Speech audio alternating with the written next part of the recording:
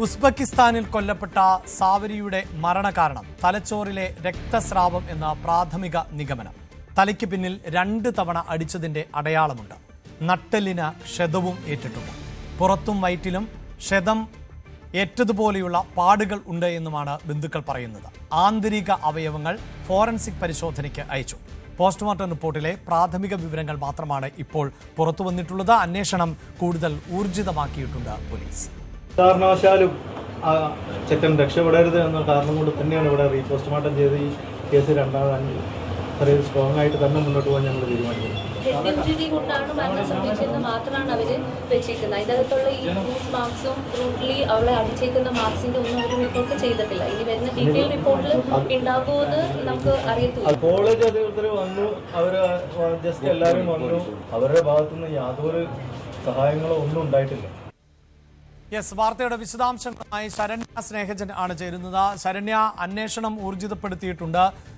ആന്തരിക പരിശോധനാ ഫലങ്ങളടക്കം പുറത്തു വരുന്നതോടുകൂടി ഒരു പക്ഷേ കൂടുതൽ വ്യക്തത വരും. പക്ഷേ പ്രാഥമികമായി തന്നെ ലഭിക്കുന്ന വിവരങ്ങൾ ക്രൂരമായ മർദ്ദനം ഉണ്ടായിട്ടുണ്ട്. ഇതിനെ കൃത്യമായൊരു കൊലപാതകം എന്ന നിലയിലേക്ക് തന്നെയാണല്ലോ വിശേഷിപ്പിക്കേണ്ടതായി വരുന്നത്. എന്തിനായിരിക്കാം ഇത് ചെയ്തത്? നേരത്തെ ചില ആരോപണങ്ങൾ കുടുംബം ഉന്നയിച്ചിരുന്നു. അത്തരം ആരോപണങ്ങളിൽ കുടുംബം ഉറച്ചു നിൽക്കുന്നുണ്ടോ? എന്താണ് വിവരങ്ങൾ? ഈ അഭിലാഷ് കഴിഞ്ഞ ദിവസം ഉസ്ബെക്കിസ്ഥാനിൽ കൊല്ലപ്പെട്ട സാവരിയുടെ മൃതദേഹം ഇന്നലെ ആലപ്പുഴ മെഡിക്കൽ കോളേജിൽ പോസ്റ്റ്മോർട്ടം നടത്തിയിരുന്നു. അതിനുശേഷം കുടുംബം ഇപ്പോൾ ആ സംസ്കാര ചടങ്ങുകൾക്ക് ശേഷം കുടുംബം ഹരിപ്പാട് പോലീസിൽ പരാതി നൽകിയിട്ടുണ്ട്. ഈ കേസുമായി ബന്ധപ്പെട്ടാണ് ചില നിർണായക വിവരങ്ങൾ പുറത്തു വരുന്നത്. അതായത് ഈ പെൺകുട്ടി നേരത്തെ അവിടെ, അതായത് ഇപ്പോൾ ഈ സംഭവങ്ങൾ നടക്കുന്ന ഘട്ടത്തിൽ കൂടുതൽ മർദ്ദനത്തിന് ഇരയായിട്ടുണ്ടായിരുന്നു. അതായത് കൊലപ്പെടുത്തണമെന്ന ഉദ്ദേശത്തോടു കൂടി ആണ് സാവരിയെ സദറുൽ അനം ഉപദ്രവിച്ചത് എന്നുള്ളതാണ് ഈ ബന്ധുക്കൾ ഉൾപ്പെടെ ഇപ്പോൾ ആരോപിക്കുന്നത്. ഇത് സംബന്ധിച്ച് അവിടെ ഈ കുട്ടിയോടൊപ്പം പഠിക്കുന്ന മറ്റു വിദ്യാർത്ഥികൾ തങ്ങൾക്ക് വിവരം നൽകിയിട്ടുണ്ട് എന്നുള്ളത് കൂടി ഈ സാവരിയുടെ അമ്മയുടെ സഹോദരനാണ് ഈ മൃതദേഹം ഏറ്റുവാങ്ങുന്നതിനായി അവിടേക്ക് പോയത്. അവിടെ വെച്ച് തനിക്ക് മനസ്സിലാക്കാൻ കഴിഞ്ഞു എന്നുള്ളതാണ് അദ്ദേഹവും വ്യക്തമാക്കുന്നത്. കഴിഞ്ഞ ശനിയാഴ്ചയാണ് രാത്രി 10 മണിയോടെ ഈ സാവരി അപകടത്തിൽപ്പെട്ടെന്ന വിവരം ബന്ധുക്കൾക്ക് ലഭിക്കുന്നത്. ഓപ്പറേഷൻ തിയേറ്ററിലാണ് എന്നുള്ളതായിരുന്നു നൽകിയ വിവരം. പക്ഷേ അമ്മയുടെ സഹോദരൻ ദുബൈയിൽ നിന്നും അവിടെ എത്തുന്ന ഘട്ടത്തിൽ ഈ പെൺകുട്ടി മരണപ്പെട്ടു എന്നുള്ളതാണ് അവർ നൽകിയ വിവരം. അന്ന് ഈ മൃതദേഹം കണ്ടപ്പോൾ ശരീരത്തിൽ മുറിവേറ്റ നിരവധി പാടുകൾ ഉണ്ടായിരുന്നു എന്നുള്ളതാണ് വ്യക്തമാക്കുന്നത്. അതിൽ ചവിട്ടിയതടക്കമുള്ള രീതിയിലുള്ള അങ്ങനെ തോന്നിപ്പിക്കുന്ന ശരീരത്തിലെ പാടുകൾ ഉണ്ടായിരുന്നു എന്ന് ബന്ധുക്കൾ പറയുന്നുണ്ട്. എന്തായാലും പോസ്റ്റ്മോർട്ടത്തിന്റെ കൂടുതൽ വിവരങ്ങൾ ലഭ്യമാകേണ്ടതുണ്ട്. ഒരുപക്ഷെ എംബാം ചെയ്തൊക്കെ അവിടെ നിന്ന് എത്തിച്ച ഒരു ശരീരമാണ്. അതുകൊണ്ട് തന്നെ അതിനകത്ത് പല നിറവ്യത്യാസങ്ങളൊക്കെ കാണാൻ സാധ്യതയുണ്ട്. അതുകൊണ്ട് തന്നെ പോസ്റ്റ്മോർട്ടത്തിൽ എത്രമാത്രം ഇത് ഈ കുട്ടി മർദ്ദനത്തിന് ഇരയായിട്ടുണ്ടെന്ന് വിശദമായ വിവരങ്ങൾ കുറച്ചുകൂടി വിശദമായി നമുക്ക് ലഭ്യമാകേണ്ടതായുണ്ട്. എന്തായാലും തലക്കേറ്റ അടിയും അതിനെ തുടർന്നുണ്ടായ രക്തസ്രാവവും, അതായത് ലാപ്ടോപ്പിനാണ് ഈ സദറുൽ അനം ഈ സാവരിയെ തലയ്ക്ക് അടിച്ചത് എന്നുള്ളതാണ് മൊഴി അവിടെ നിന്നുള്ള ആളുകൾ ബന്ധുക്കൾക്ക് നൽകിയിട്ടുള്ള വിവരം. അതിന്റെ അടിസ്ഥാനത്തിൽ തലയിലുണ്ടായ ആ ആന്തരികമായിട്ടുള്ള രക്തസ്രാവമാണ് ഈ മരണകാരണത്തിലേക്ക് നയിച്ചതെന്നാണ് ഇപ്പോൾ പോസ്റ്റ്മോർട്ടത്തിന്റെ ഒരു പ്രാഥമിക റിപ്പോർട്ടായി വ്യക്തമാക്കുന്നത്. പക്ഷെ അങ്ങനെയല്ല, അതിനപ്പുറത്തേക്ക് ബോധപൂർവം, അതായത് വെറുമൊരു തർക്കത്തിനിടയിൽ ഉണ്ടായ ഒരു റിയാക്ഷൻ അല്ല, അതിനപ്പുറത്തേക്ക് ബോധപൂർവം കൊലപ്പെടുത്താനുള്ള ശ്രമം ഉണ്ടായിട്ടുണ്ട് എന്നുള്ളതാണ് ബന്ധുക്കൾ പറയുന്നത്. അത് സാധൂകരിക്കുന്ന രീതിയിൽ അവിടെ ഉണ്ടായിരുന്ന വിദ്യാർത്ഥികൾ ഈ അമ്മയുടെ സഹോദരനോട് ചില കാര്യങ്ങൾ പറയുകയും ചെയ്തിട്ടുണ്ട്.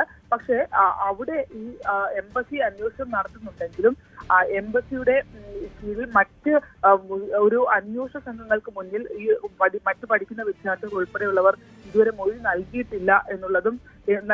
കാരണം അവര് ഈ മൊഴി നൽകുന്ന ഘട്ടത്തിൽ അവരുടെ പാസ്പോർട്ട് മറ്റ് രേഖകൾ അടക്കം ആവശ്യപ്പെടുന്നു എന്നുള്ളത് ഒരു കാരണമാണ് അത് വ്യക്തമാക്കുന്നത്.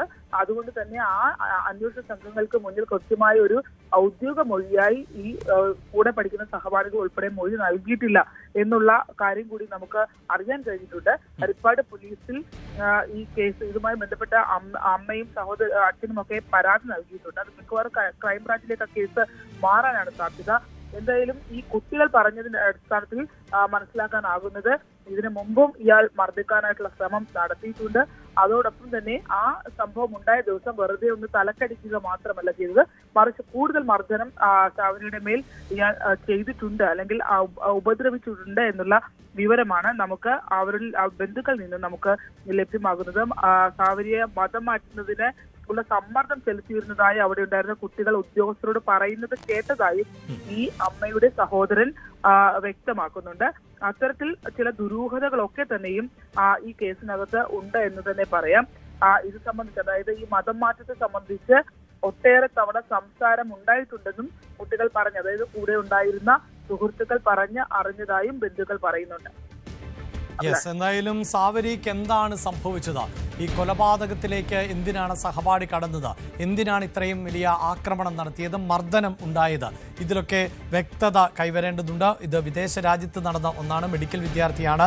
അതുകൊണ്ട് തന്നെ അവിടെ നിന്നുള്ള വിവരങ്ങൾ ലഭിക്കേണ്ടതുണ്ട്. സഹപാഠികളുടെ മൊഴികളൊക്കെ നിർണായകമാകും. ഒപ്പം പോസ്റ്റ്മോർട്ടം റിപ്പോർട്ടിന് ശേഷമുള്ള വിദഗ്ധ രാസപരിശോധനാ ഫലങ്ങളൊക്കെ പുറത്തു വരുമ്പോൾ, ഫോറൻസിക് പരിശോധനാ ഫലങ്ങളും ആന്തരിക അവയവ പരിശോധനാ ഫലമൊക്കെ പുറത്തു വരുമ്പോൾ ആയിരിക്കും ഇതിൽ കൂടുതൽ വ്യക്തത കൈവരുക. കൂടുതൽ വാർത്തകൾക്ക് news 18 Keralam YouTube channel subscribe ചെയ്യുക.